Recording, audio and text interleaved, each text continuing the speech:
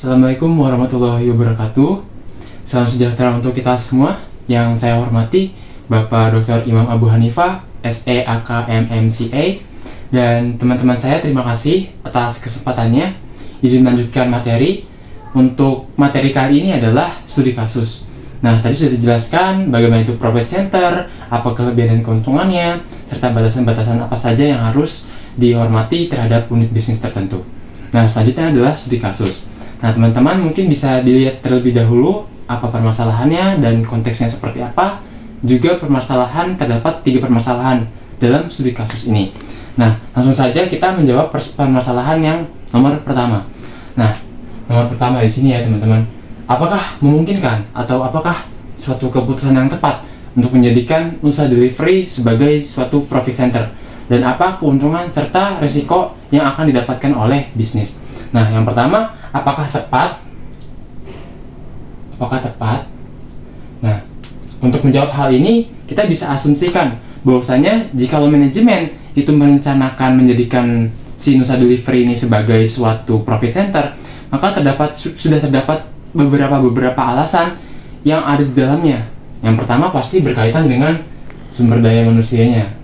Sumber daya manusia. Daya manusia.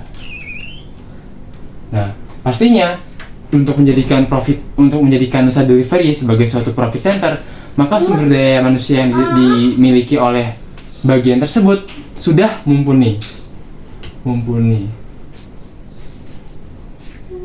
Baik itu dalam sisi operasional maupun manajemennya yang akan mengatur perencanaan dan operasional lain sebagainya. Nah, lalu selain sumber daya pasti terdapat infrastruktur yang cukup lainnya. Yang pastinya ini akan berkaitan dengan selain internal yang utama, tetapi juga terhadap eksternal tambahannya. Nah, pasti sudah terdapat 2 hal tersebut yang mumpuni. Maka dari itu, manajemen pusat menjadikan profit center ini, menjadikan Nusa Delivery adalah sebagai profit center. Nah, untuk keuntungan dan juga risiko, itu sudah dijelaskan oleh rekan-rekan saya yang menjelaskan bagian keuntungan dan juga risiko apabila suatu unit bisnis dijadikan profit center. Mungkin saya akan jelaskan beberapa hal saja secara singkat. Yang pertama, untuk keuntungan, ini pasti manajemen pusat itu berkurang beban. Ibaratnya suatu induk yang mempunyai banyak anak, tapi jika salah satu anak sudah bisa mandiri, maka induk tersebut sudah tidak terlalu memikirkannya dan bisa memfokuskan dirinya untuk mengurus hal lain yang lebih urgent. Misalnya ekspansi pasar atau mengembangkan bisnis di lini produk yang lain atau meningkatkan kualitas. Nah, atau juga bisa dari sini adalah meningkatkan kualitas SDM. Dengan menjadikan Nusa Delivery sebagai suatu profit center, maka dapat memungkinkan untuk suatu sumber daya yang ada dalam Nusa Delivery itu terlatih secara kemampuan, secara pengetahuan dan juga pengalaman, yang mana menjadikan mereka menjadi suatu kualitas yang berbeda, yang semakin baik ke depannya, seperti itu. Namun hal tersebut juga memiliki resiko yang sudah juga dijelaskan oleh rekan saya. Risikonya ya seperti kehilangan kendali dan juga rawan terjadi konflik. Kenapa? Karena pasti sudah terdapat perbedaan tujuan, sudah terdapat 2 otak, bukan hanya 1 otak lagi, bukan hanya pemikiran dari manajemen pusat, tetapi sudah mempunyai pemikiran tersendiri yang diatur oleh manajemen di dalam pusat si Nusa Delivery, seperti itu. Nah, itu adalah untuk jawaban nomor 1. Lanjutkan. Nah, teman-teman dan Bapak, izin lanjutkan kembali jawaban nomor 2. Nah, apa strategi transfer pricing yang tepat untuk mencegah konflik?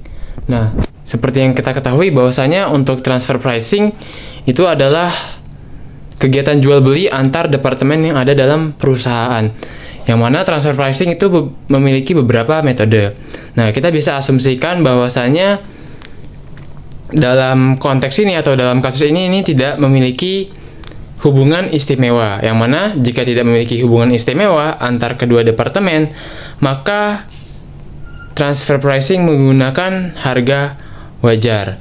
Jadi antara supermarket dan juga Nusa Fresh itu menggunakan harga wajar atau harga pasar pada saat melakukan jual beli produk segar seperti buah-buahan, sayuran dan sebagainya. Seperti itu. Jadi mengacu atau merujuk pada harga wajar. Nah, selanjutnya jawaban terakhir itu batasan-batasan yang tidak boleh dimasuki oleh manajemen pusat. Nah, untuk batasan-batasannya yaitu utamanya adalah keputusan strategis.